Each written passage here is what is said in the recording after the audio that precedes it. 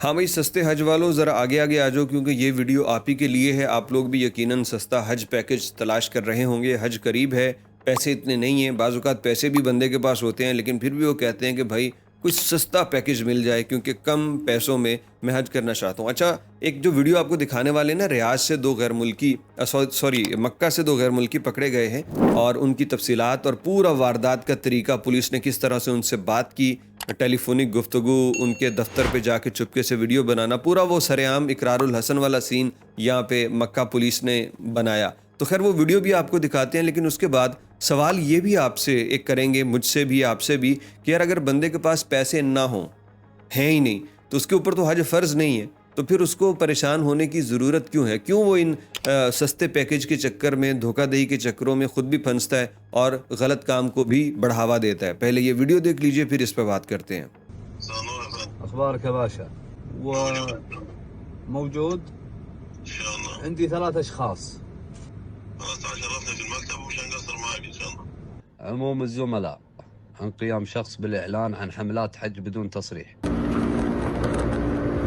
السلام عليكم. مساء الخير. أخبارك؟ مساك طيب. شو أخبارك؟ الحج بس ترى ما معهم تصريح، سلزم اتفقنا 3000 الفرق. بس يضمنون إن شاء الله ان شاء الله. مكة إن شاء الله. مكة إن شاء الله. منطقة الرياض على مقيمين مخالفين لنظام الإقامة من الجنسية المصرية। जैसा कि हम आपको बार बार बाखबर करते आ रहे हैं कि जब से हज की तस्रीह का आगाज़ हो चुका है, तो तब से जाली हज तस्रीह देने वाले भी मार्केट में आ चुके हैं। ये दो मसरी जिनका टूरिज़म का एक ऑफिस था, वहाँ पे बैठे ये लोगों को फ़ेक हज तस्रीह सस्ते दामों दे रहे हैं, लेकिन लोगों को ये कहते कि बिल्कुल असल तस्रीह है, कहीं भी चेक करो, कहीं भी कोई देख ले तो ये ऑनलाइन शो होगी। अब इन बंदों ने इसके कोई तरीक़ेकार बनाए होते हैं। हज ये तस्रीह असल कभी भी नहीं होती, उसके कोई चोर रास्ते दरवाजे इन्होंने सॉफ्टवेयर में या फिर अपनी तस्रीह में वो बनाए होते हैं।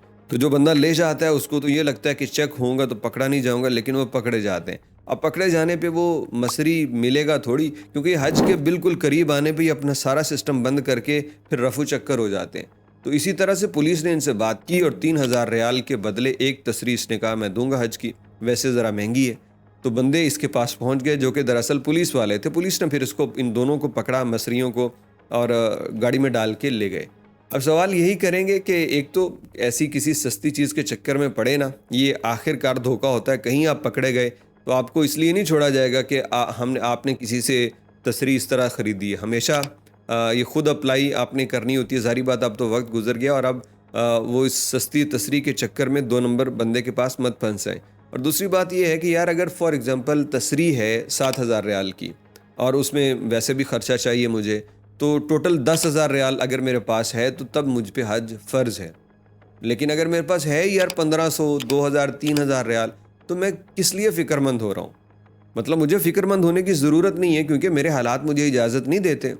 मैं सऊदी अरब में 2012 से 16-17 तक रहा, उसके बाद भी वहाँ आना जाना रहा अल्हम्दुलिल्लाह, लेकिन मैंने अभी तक हज नहीं किया। अब इस दफ़ा इंशाअल्लाह दुआ है, ये इस वीडियो की तवस्सुत से आप तक बात पहुँचा रहा हूँ। हज करने का पूरा इरादा है, सब कुछ हो चुका है, लेकिन मेरी आखिरी उम्मीद वो रब की ज़ात है, उसने आखिर तक कबूल कर लिया तो जा पाऊँगा। लेकिन मैं कभी परेशान नहीं हुआ, क्योंकि वहाँ रहते हुए मेरे पास तस्रीह के पैसे नहीं हुआ करते थे, तो मैं नहीं गया। फिर पाकिस्तान आया, पैसे आए, लेकिन मेरा घर बन रहा था, मेरे कोई और मामलात थे, घर में कोई बीमार हो गया, वालदा बीमार रही, पैसे थे लेकिन मेरी वो जिम्मेदारी थी, तो मैं हज पे नहीं गया। इस मरतबा मेरे पास पैसे भी हैं, फुर्सत भी है, तो मैं हज पे जा रहा हूँ और इसमें कोई परेशानी नहीं है। और अब देर नहीं करनी, क्योंकि अब पैसे जमा हो चुके हैं। तो सस्ते के चक्कर में अपने आप को मुशक्कत में ना डालें। अल्लाह रब्बुल इज़्ज़त ने हर चीज़ आप पे तभी फ़र्ज़ की है जब आपके पास उसके दर्जात और लिमिट्स वो पूरी हो जाती हैं। तो हज के पैसे अगर हैं तो असल वाली तस्रीह लें और उसी से हज करें, वरना सुकून से मज़े मारें और उम्रा करके अपनी आँखों को और दिलों को अल्लाह के घर की ज़ियारत से मुनव्वर कीजिए।